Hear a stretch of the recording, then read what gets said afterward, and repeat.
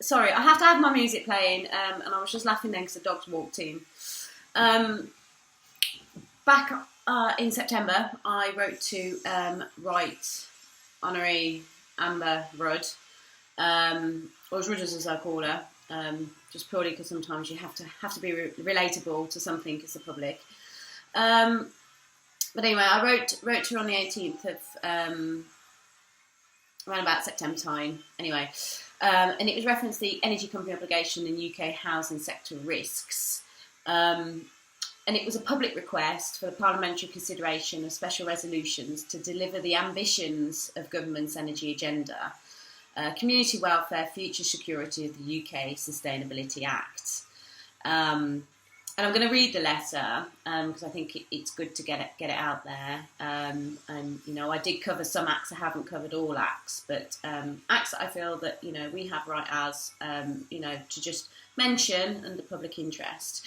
So I've outlined here, dear lords and ladies, my name is Helen Trott, former senior management team of, directly employed, by the way, team of E.ON UK PLC obligation delivery, 2009 to 2012 October end, successfully delivering E.ON's community energy saving programme, direct with selective housing sector partnerships.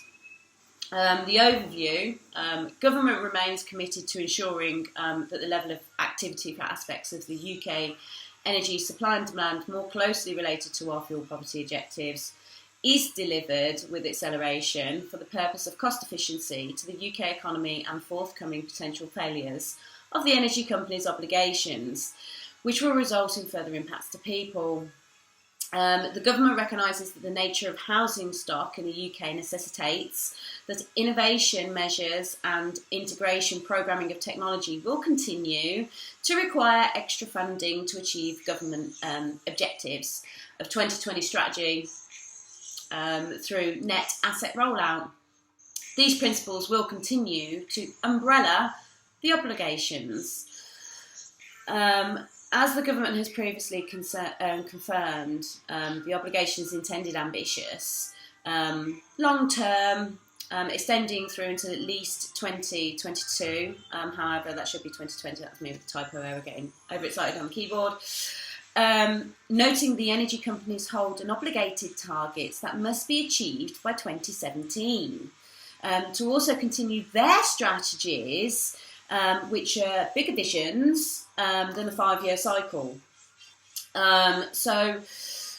Which means that there is a lack of long-term certainty for the supply chain and other interested parties. However, the most concerning is the above targets do not support the efforts of the energy majors, which creates challenging change management issues internally. Bearing in mind, 3 years at E.ON, 3 change management processes. Headache. Every 6 months, we're having to think of something else in relation to what they're doing rather than the point of sustaining.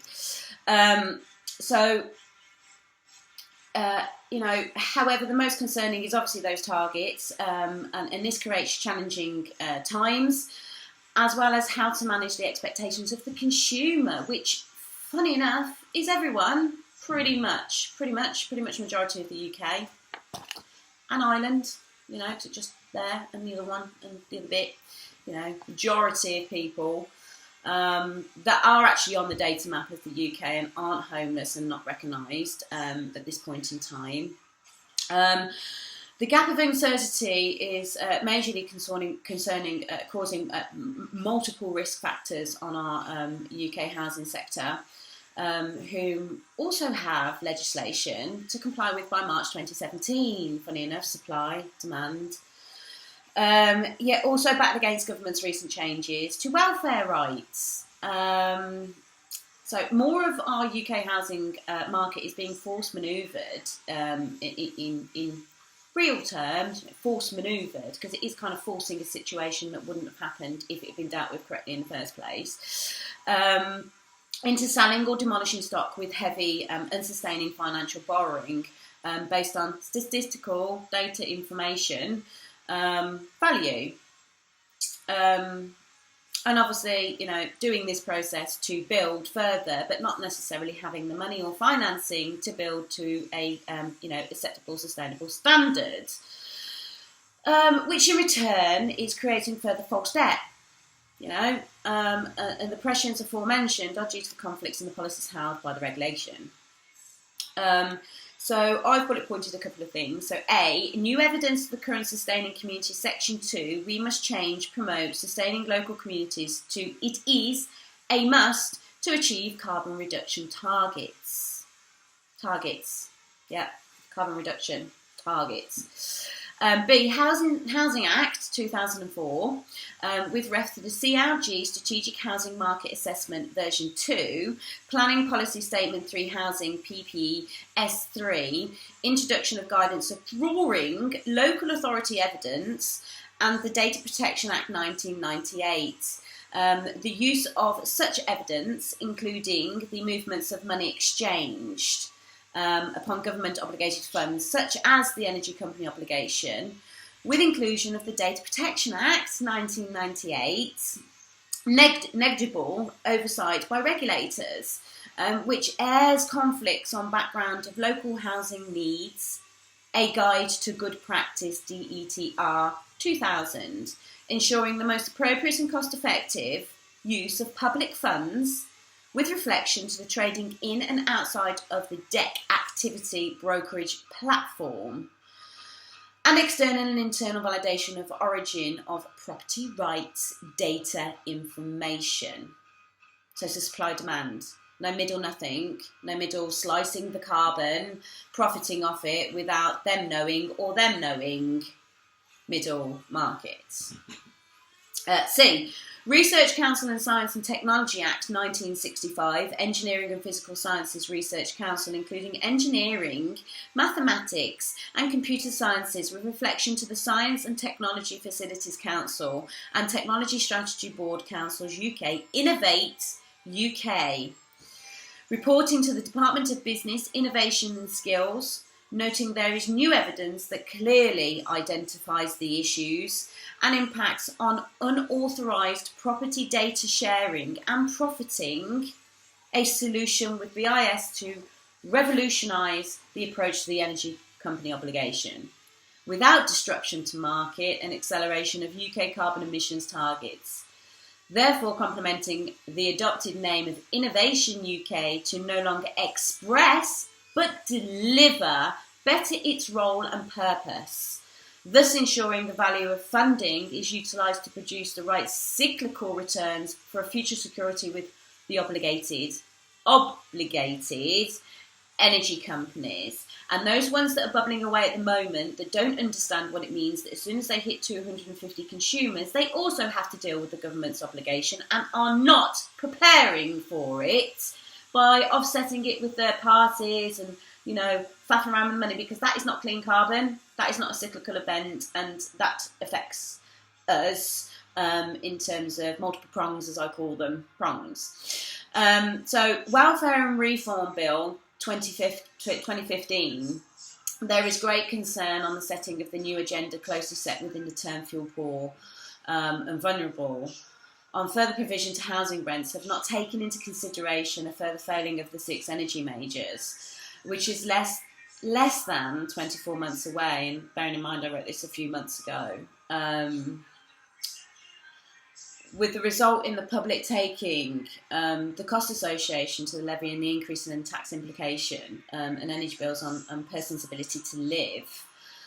Noting there is conflict also in the system mechanism between the DWP communication to the DHP and those members of the public whom are in receipt of benefits such as employment support allowance and other disability allowances. The data information held on the public holds inaccuracy, which is creating, dropouts to the overarch point of welfare by the care mission and values set by social housing sector.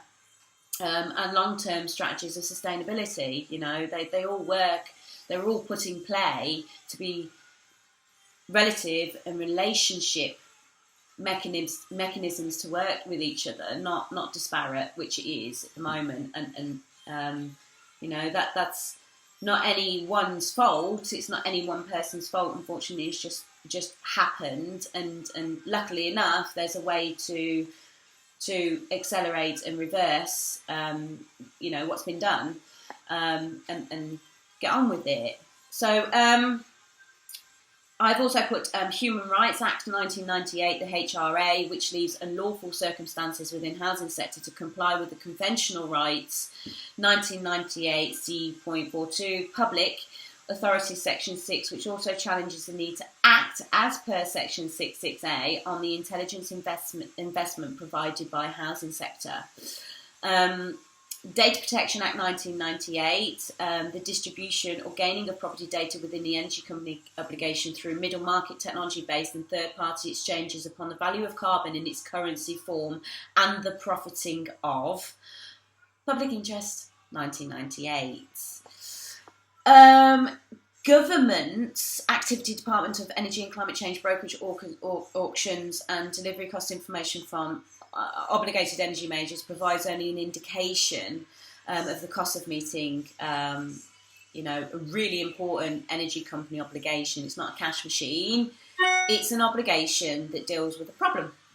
And other major funding streams that are available that work within that pyramid and those prongs of that circle of efficiency that then trickles down to the other then pyramids, prongs, then and it keeps, and that needs to be all tied together, knitted. And if Wiki wants to come along with Wi-Fi at any point and sort this out so that it could all work a lot more quickly, that would help.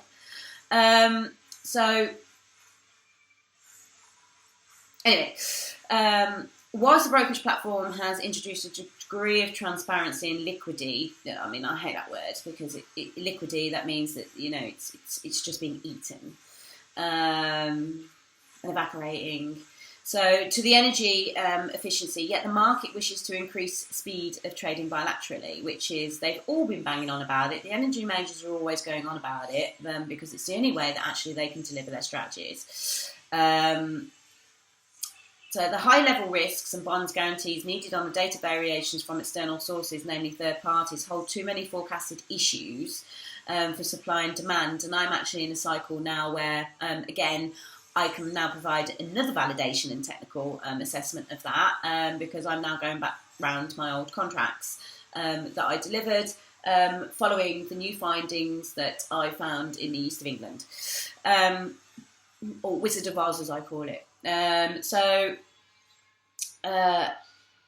Quite interestingly, that holds too many forecasted issues for supply and demand, forcing negative impacts on a transparent CO2 in kilowatt data asset returns based relationship under the Data Protection Act 1998. It's something that was highlighted in 1990 as a risk but wavered, which Margaret did know about. My dad said it wouldn't work out. Following the new right agenda, Conservative government introduced incrementally an extensive privatisation programme, which focuses on the last failures of the sixth collation of the energy majors.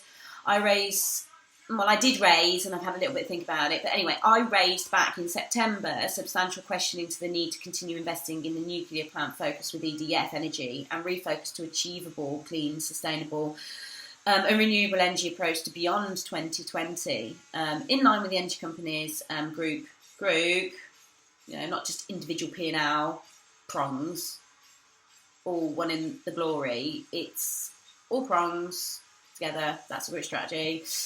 2020 strategies, and obviously beyond that. The risk is too heavy and currently breaching many acts, as forementioned.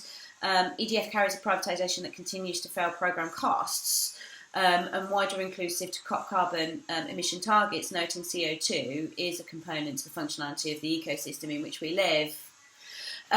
This alone breaches UK sustainability measures and will force the country into a recession again.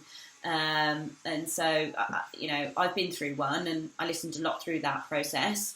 And some of that I'm unravelling now because of the money that was involved in it. This is a need to readdress whether the official journal of European Union compliance restrictions actually breach UK Sustainability Act by way of slowing demand and supply having the right times, programmes and technology rather than forced by value and tax implication. The eco activity directed at low-income and vulnerable households is suggested to be worth around 520 million. I mean, I've had some of these figures from colleagues through to March 2017. However, this is more.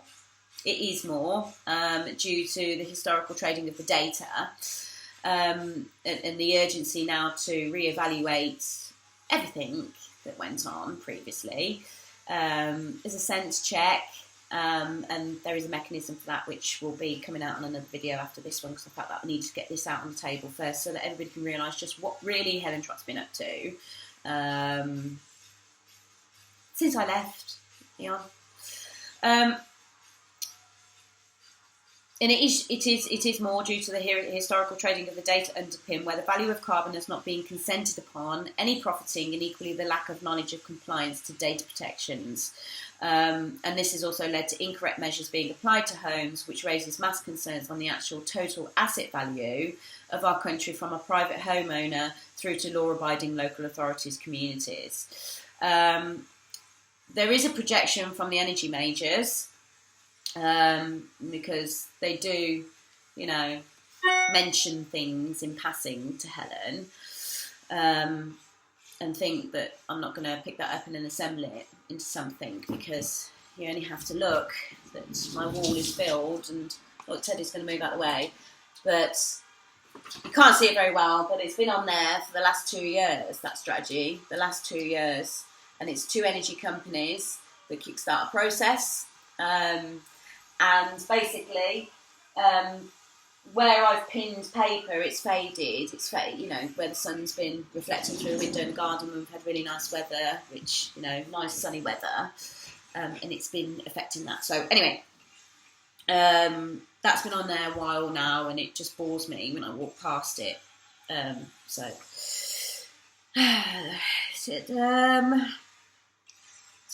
the number of households in fuel poverty is projected to increase from 2.28 million, that was projected in 2012, to above 2.33 million in 2015, with an increase of energy costs. The key factor, which is the key factor, the energy costs, really, isn't it? It's where no one likes paying the energy majors, but we have to pay them. But let's do it the sensible way. The aggregated fuel poverty gap, that gap that I kept going on about, everyone talks about and says, we've got to do something about it. For the last 3 years, 4 or 5. Is also projected to increase from 1 billion in 2012 to over 1.5 billion this year, with the average based on existing knowledge, 480 million increases per year. However, new evidence states that this is to be more, and it is more. It's really interesting just how bad things are, and how a lot of people have got really wealthy from an obligation over the point of it. That makes no sense. And to be honest, all those people that have done it, and you know who you are, go and have a good hard look in the mirror and really scrub yourself down in the shower, because it is disgusting.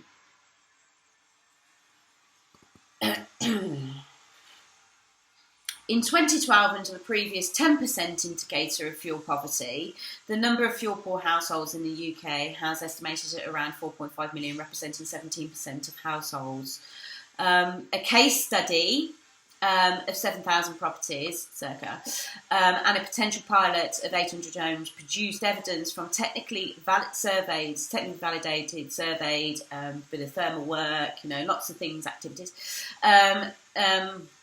Surveyed substantial damage of wrong measures installed to a number of the properties through historical government schemes, government funding schemes, leaving only circa 50 properties to become viable of funding through this current obligation, and significant costs to actually remove the crap, basically, to actually address the qualifying measure to increase what is now the most serious point, is the SAP authenticity of each individual unique property.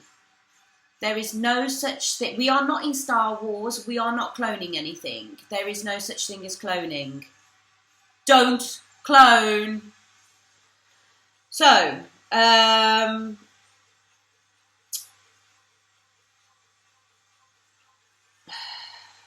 sorry, I'm just really angry.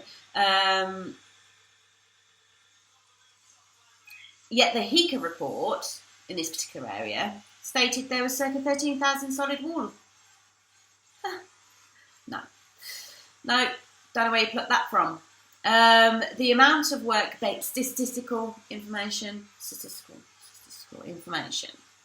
and the amount of work that has already been delivered within market requires contractual legal review to ensure the correct returns have been received and supported by the main obligated energy majors. Now, funny enough and luckily enough, if anyone takes me up on my process starting from January, I could probably rip through your contracts in around about 15 minutes and give you a legal bullet point overhead to basically then have a chat with the people that I've worked with from what I class as Birmingham Massive, the people that I've worked with, and they will obviously do a further sense check. Now, I know as a legal firm, they are on a lot of your procuring infrastructures anyway, so there should be no conflict there. And I'm sure that with the knowledge that they have, they would offer a better rate to get and deal with it. Hopefully. I've seen their umbrellas. I quite like their umbrellas. They're quite good. And you may, if they really thought about it, they probably could, give you some Haribos or something. So these are the little steps that I'm taking, which I was advised on Friday to take little steps, Helen. But I'm just speed walking at the moment. So exercise is good. Exercise is good. The amount of work that has already been delivered within market requires a contractual legal review, as I've just previously said. So the period 1st of January 2013 to the 31st of March 2015, the overall targets based on the above should have been increased due to the major need to begin a legal deal cycle to support a number of unfortunate housing associations whom have suffered losses through middle market trading and environmental impacts. Carbon emission reduction targets from 20.9 megatons to 40.5 megatons, and carbon savings community target from 6.8 to 15 plus. I think there's got to be, we just got to, let's not downsize CO2. Let's just deal with it. Sustainability Act, that's the other Ron set up, was right, and actually, in essence, that overarches everything. The time frame requirements manages the extreme sensitive, the monetary value to clean carbon savings and benefit fuel poverty, noting only a relatively small portion of obligations, circa 5%, having been traded on the government's Department of Energy Climate Change driven broker and platform since implementation. So what I mean by that is some energy companies may only put 5% of their total obligation into focus of that environment because, quite frankly, I don't blame them in minimising that risk, because no one, unless you're that side of the fence and the multiple teams that they have that have to deal with the data headaches, you don't have a clue what you're dealing with, you don't understand governance, you don't understand the impacts of bonds and all the weight and how, this is money that is supposed to do something good and it ends. So the costs are too varied between the energy companies. So as we know, they're never going to give you the true value. I know what that is. And it's no one's damn business other than the energy majors and housing sector. No one else's business. If they've got the measures, they get paid the premium for it. It is as simple as that. And also, they have to change their focus to looking at low carbon and working with their neighbouring register providers to really net security. in terms of energy, and allow the energy majors to do what they're supposed to do, because that's the only way we're going to sustain, and have that economy that I keep mentioning. So anyway,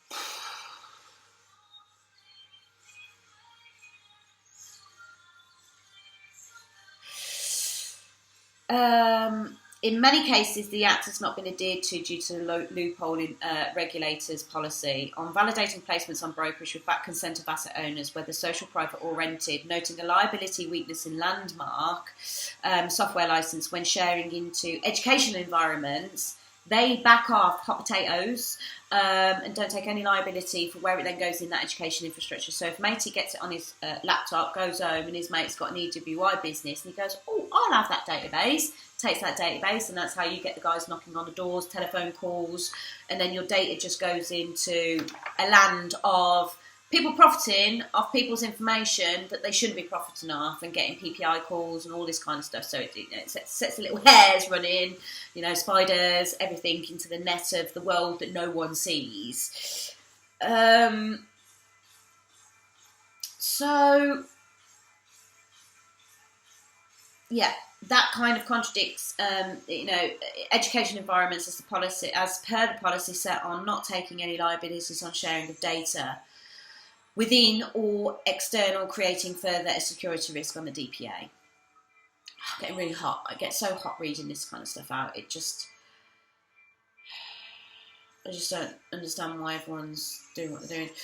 However, it is clear from both the numeric information currently available, along with now over 7,000 properties, technically validated by property unique reference number, that there is a huge concern not only by the energy companies but housing sector. The costs are far greater under certain obligations than under affordable warmth, and due to the regulation loophole, blah de blah de blah. Of the service level agreements between an energy company and a registered provider need to cement their legal underpin on the data owner's clear financial return from property asset in a carbon saving ratio pound per tonne CO2 paid, and ensure that unconsenting third parties are not taking the value from the pound per tonne rate to cover overhead and delivery costs to look better. Noting this is an era and eye-witnessed existing and historical risk that pushes risks on banks' abilities to have security for planned borrowing against 2 to 3 year budgets. Those cyclical events that keep clogging up and creating false debt. False things just make up ski. Because there's so many things out there right now that make up ski. And it's not on. So,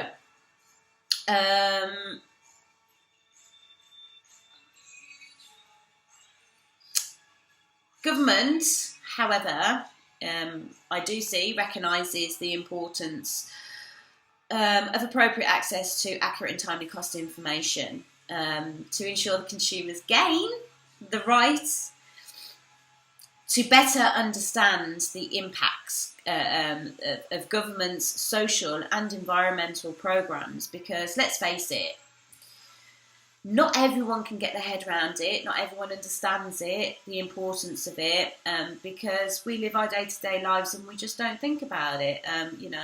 We do our 9 to 5s, or we do, the routines. You've got kids, things that are more important, and your focuses are diverted, so you don't necessarily, pay attention. So homeowners, people, that are lucky enough to have roofs over their heads, need some kind of stimuli to get them focus. And we all know they work better with incentivisation. So I've included that in my Innovate UK to,